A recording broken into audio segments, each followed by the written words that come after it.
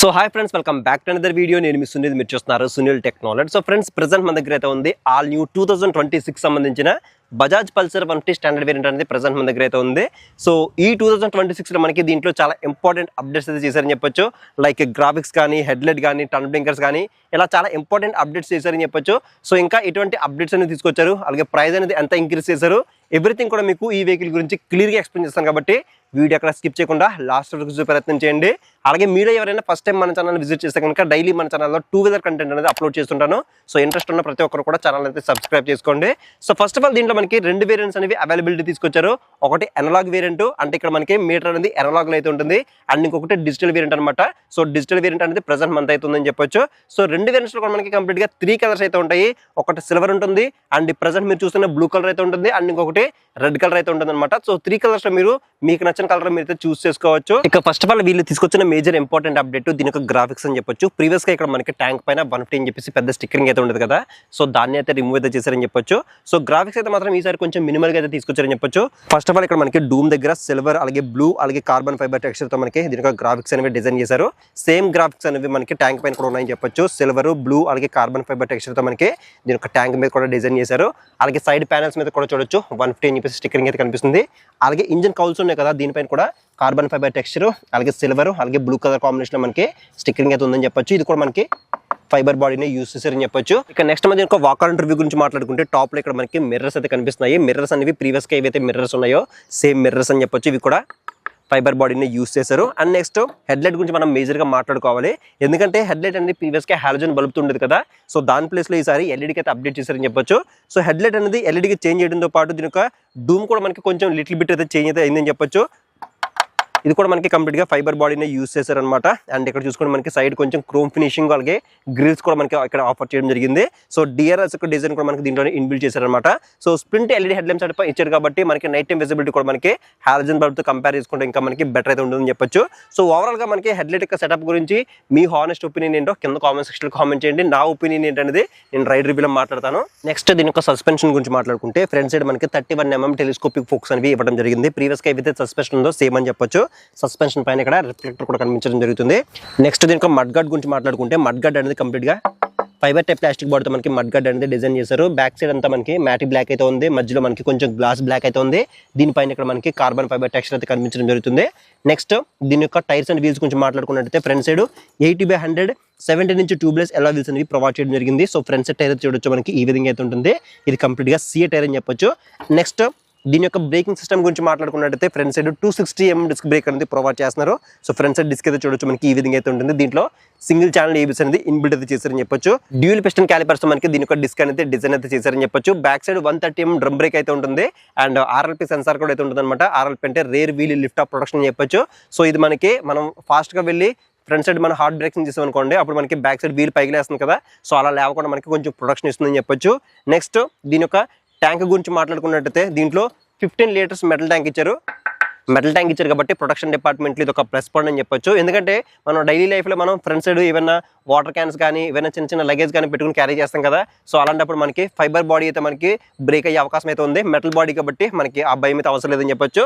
So tank పైన ముందుగా చెప్పుకున్నట్టు ఇక్కడ మనకి పల్సర్ 3D బ్యాజింగ్ అయితే కనిపిస్తుంది. అలాగే E20 స్టిక్కరింగ్ ఉంది కాబట్టి ఎథనాల్ బ్లెండింగ్ పెట్రోల్ కూడా మీరు దీంట్లో ఫిల్ అయితే చేయించుకోవచ్చు. ఇక దీని ఒక మైలేజ్ గురించి మాట్లాడుకుంటే అప్రాక్సిమేట్లీ మనం ఒక 50 కిలోమీటర్స్ అనేది ఎక్స్పెక్ట్ చేసి మనం ఈ వెహికల్ అయితే తీసుకోవచ్చు. సో ఎందుకంటే మనకి సేమ్ ఇంజిన్ సేమ్ కాన్ఫిగరేషన్స్ ఉన్నాయి కాబట్టి ప్రీవియస్ జనరేషన్ లో ఎవరైనా యూజ్ చేస్తుంటే మీ బైక్ అనేది ఎన్ని కిలోమీటర్ మైలేజ్ ఇస్తుందో కింద కామెంట్ సెక్షన్ లో కామెంట్ చేయండి. సో రిమైనింగ్ వాళ్ళకి కూడా యూజ్ఫుల్ అయ్యే అవకాశం అయితే ఉంది.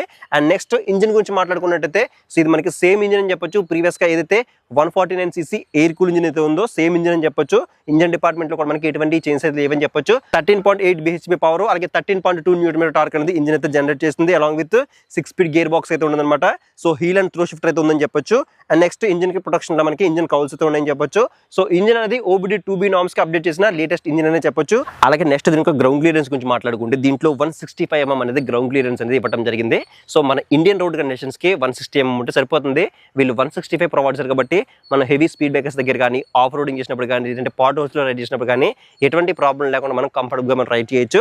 అలాగే నెక్స్ట్ దీంట్లో సైడ్ స్టాండ్ ఉంటుంది. Side stand cut off engine sensor అయితే ఉంటుంది. అలాంగ్ విత్ సెంటర్ స్టాండ్ కూడా ఇవ్వడం ఒక మంచి విషయం చెప్పొచ్చు.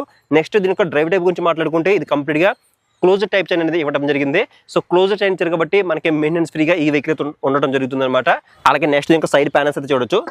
ఇది కూడా కంప్లీట్ గా ఫైబర్ బాడీని యూజ్ చేశారు. అండ్ నెక్స్ట్ దీనిపైన అంతా కూడా మనకి కార్బన్ ఫైబర్ టెక్స్చర్ అయితే కనిపిస్తుంది. అలాగే నెక్స్ట్ ఇక్కడ చూసుకుంటే శారీ గార్డు, స్టెప్ ఫుట్ రెండు కూడా మనకి ఇవ్వడం జరిగింది. సో ఇది ఒక ప్రాపర్ ఫ్యామిలీ వెహికల్ అని చెప్పొచ్చు. ఎవరైతే యంగ్ కపుల్స్ ఉన్నారో ముఖ్యంగా, సో వాళ్ళకైతే మాత్రం ప్రాపర్ ఫ్యామిలీ వెహికల్ అని చెప్పొచ్చు.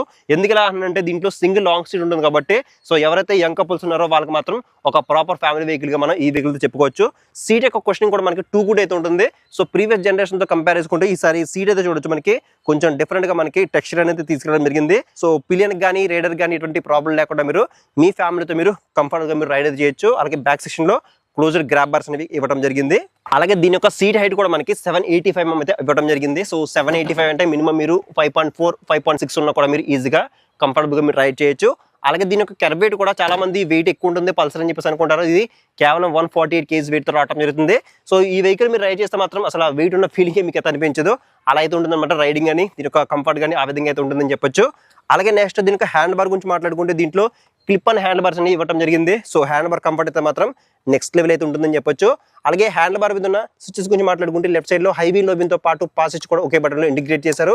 అలాగే కింద మోడ్ అని ఒక బటన్ అయితే ఉంది. సో దీంట్లో బ్లూటూత్ సపోర్ట్ ఉంది కాబట్టి సో దీంట్లో ఉండే ఫీచర్స్ అనేవి ఈ మోడ్ అనే బటన్ ద్వారా మనం యాక్సెస్ చేయొచ్చు. అండ్ టర్న్ ఇండికేటర్స్ ఉన్నాయి. అండ్ కింద హార్న్ అయితే ఉంది. హార్న్ అయితే మాత్రం ఫస్ట్ ఇంప్రెషన్ అనేది చాలా లౌడ్ అయితే ఉందని చెప్పొచ్చు. అలాగే హ్యాండిల్ కి రైట్ సైడ్ చూసుకుంటే రెడ్ కలర్ లో ఇంజిన్ కిల్స్ అనేది ప్రొవైడ్ చేస్తారు. కింద సెల్ఫ్ స్టార్ట్ బటన్ అయితే ఉంది. దీంట్లో సెల్ఫ్ స్టార్ట్ ఉంటుంది. అలాగే కిక్ రోడ్ సపోర్ట్ కూడా తీసుకొచ్చారు కాబట్టి ఇది ఒక ప్లస్ పాయింట్ అని చెప్పొచ్చు. అలాగే నెక్స్ట్ దీనికి కీ అయితే చూడొచ్చు. కీ అనేది మనకి చూడడానికి ఈ విధంగా అయితే ఉంటుంది. సో ప్రీవియస్ గా మనకి ఏదైతే కీ ఉందో సేమ్ కీ దీంట్లో కూడా ఇవ్వడం జరిగింది. ఎటువంటి చేంజ్ అయితే లేదని చెప్పొచ్చు. అండ్ నెక్స్ట్ మనం దీని యొక్క కన్సోల్ గురించి మనం మాట్లాడుకోవాలి. కన్సోల్ అనేది దీంట్లో ముందుగా మనం మాట్లాడుకున్నట్టు 2 వేరియంట్స్ అయితే ఉంటాయి. ఒకటి అనలాగ్ వేరియంట్ అండ్ ఇంకొకటి digital variant. So digital variant అనేది ప్రెసెంట్ మనతో ఉంది కాబట్టి దీంట్లో ఉన్న ఫీచర్స్ గురించి మనం ఒకసారి మాట్లాడుకుందాము. సో ఫస్ట్ ఆఫ్ ఆల్ ఇక్కడ మనకి టర్న్ ఇండికేటర్స్ అయితే ఉన్నాయి. న్యూట్రల్ ఇండికేటర్ ఉంది. హై బీమ్ లో బీమ్ ఇండికేటర్ అయితే కనిపిస్తుంది. ఏబిఎస్ ఇండికేటర్ ఉంది. ఇంజిన్ మాల్ ఫంక్షన్ మనకి ఇవి సైడ్ అయితే కనిపిస్తున్నాయి. కన్సోల్ అనే ఫీచర్స్ గురించి మాట్లాడుకుంటే డిజిటల్ ఆర్పీ మీటర్ అయితే కనిపిస్తుంది. ఫ్యూల్ గేజ్ అయితే కనిపిస్తుంది. స్పీడోమీటర్, ఓడోమీటర్, ట్రిప్ మీటర్ ఉంది. అలాగే క్లాక్ అయితే కనిపిస్తుంది. అలాగే దీంట్లో ఇంకా యావరేజ్ ఫ్యూల్ ఎకానమీ తెలుసుకోవచ్చు. డిస్టెన్స్ ఎంటీ ఇండికేటర్ ఉంటుంది. సర్వీస్ డ్యూ ఇండికేటర్ ఉంటుంది. సైడ్ స్టాండ్ ఇండికేటర్ ఉంటుంది. బ్లూటూత్ సపోర్ట్ ఉంటుంది. మీకు వచ్చే calls and SMS notification alerts అన్ని కూడా మనకి కన్సోల్ లో విజిబుల్ అయితే అవుతాయి. ఇలా చాలా ఫీచర్స్ అనేవి ఈ కన్సోల్ ఉన్నాయని చెప్పొచ్చు. ఒకటే మిస్ అవుతుంది దీంట్లో గేర్ పొజిషన్ ఇండికేటర్. సో ఇది కూడా ఇచ్చుంటే బాగుండేది. ఈ వెహికల్ లో ఇంకా USB ఛార్జింగ్ సపోర్ట్ కూడా అయితే ఉంటుంది. కన్సోల్ పక్కనే చూసుకుంటే సైడ్ మనకి టైప్ ఏ ఛార్జింగ్ పోర్ట్ అయితే ఇచ్చారు. మీ దగ్గర ఉండే ఎలక్ట్రానిక్ గాడ్జెట్స్ అన్ని కూడా మీరు సింపుల్ గా ఛార్జింగ్ అయితే పెట్టుకోవచ్చు. నెక్స్ట్ ఇంకా బ్యాక్ సెక్షన్ గురించి మాట్లాడుకుంటే షాక్ అబ్జర్వర్స్ మనకి ట్విన్ షాక్ అబ్జర్వర్స్ అయితే ఉంటాయి అనమాట. బ్యాక్ సైడ్ మనకి ప్రీవియస్ ఏవైతే ఉన్నాయో సేమ్ షాక్స్ అయితే ఉన్నాయని చెప్పొచ్చు. And next back section tyre గురించి మాట్లాడుకుంటే 100/90 70 నుంచి ట్యూబ్లెస్ అలా వీల్స్ అనేవి బ్యాక్ సైడ్ తో ఆఫర్ చేస్తున్నారు. సో బ్యాక్ సైడ్ టైర్ అని వీల్ అయితే చూడొచ్చు మనకి ఈ విధంగా అయితే ఉంటుంది. అలాగే వీల్ పైన బ్లూ అలాగే సిల్వర్ కలర్ కాంబినేషన్ మనకి స్టిక్కరింగ్ అనేది డిజైన్ అయితే చేశారని చెప్పొచ్చు. నెక్స్ట్ టైల్ లైట్ గురించి మాట్లాడుకుంటే so Pulsar unique tail lamp iconic tail light అని చెప్పొచ్చు. మనకి LED టైల్ లైట్ అయితే ఉంటుంది. సో ఇది కూడా మనకి ఎటువంటి చేంజ్ అయితే చేయలేదని చెప్పొచ్చు. అలాగే ఇండికేటర్స్ గురించి మాట్లాడుకుంటే సేమ్ మనకి NS160 లో కానీ NS200 లో కానీ ఏవైతే ఇండికేటర్స్ ఉన్నాయో సేమ్ ఇండికేటర్స్ అని చెప్పొచ్చు. సో హజార్డ్ వార్నింగ్స్ అయితే ఏమి లేవు. హజార్డ్ వార్నింగ్స్ కూడా తీసుకొచ్చింటే బాగుండదని చెప్పేసి నాకైతే అనిపించింది.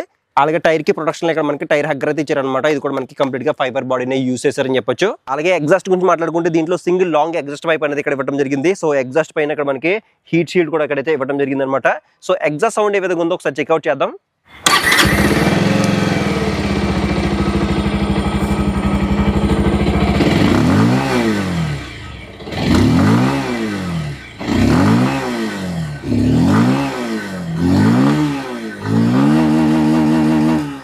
ఇక ఫైనల్ గా ఈ బైక్ ఒక ప్రైస్ డీటెయిల్స్ గురించి మాట్లాడుకుంటే ఒకవేళ మీరు ఎనలాగ్ వేరియంట్ తీసుకుంటే ఎనలాగ్ వేరియంట్ కి ఎక్స్షోరూమ్ ప్రైస్ అనేది 1,07,368 రూపాయలు అయితే ఉంది.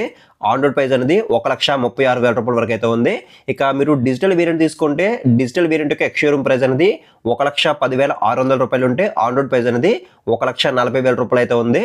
ఇక డౌన్ పేమెంట్ గురించి మాట్లాడుకుంటే 35,000 అండ్ అబవ్ మీరు ఎంత సరి పే చేసి రిమైనింగ్ అనేది ఫైనాన్స్ చేయించుకుని మీరు ఈ వెహికల్ అయితే పర్చేస్ చేయొచ్చు. సో ప్రైస్ అనేది డే బై డే వ్యారీ అవుతుంది. అలాగే మీరుండే ఏరియాని బట్టి కూడా ప్రైస్ వ్యారీ అవుతుంది కాబట్టి ఇక్కడ స్క్రీన్ మీద కనిపించే అమలాపురం బజాజ్ షోరూమ్ కి కాంటాక్ట్ చేసి మీరు ఎగ్జాక్ట్ ప్రైస్ అండ్ ఆఫర్స్ అవి తెలుసుకోవచ్చు. ఒకవేళ మీరు సరౌండింగ్స్ లో ఉంటే కనుక ఒకసారి షోరూమ్ అయితే విజిట్ చేయండి. సో ఇది ఫ్రెండ్స్ మొత్తానికి అయితే 2026 సంబంధించిన బజాజ్ పల్సర్ 150 స్టాండర్డ్ వేరియంట్ యొక్క కంప్లీట్ డీటెయిల్స్ ఇది అనమాట. సో ఇంకా మీకు ఏదైనా డౌట్ ఉంటే కింద కామెంట్ సెక్షన్లో కామెంట్ చేయండి, మీకు రిప్లై ఇచ్చే ప్రయత్నం చేస్తాను.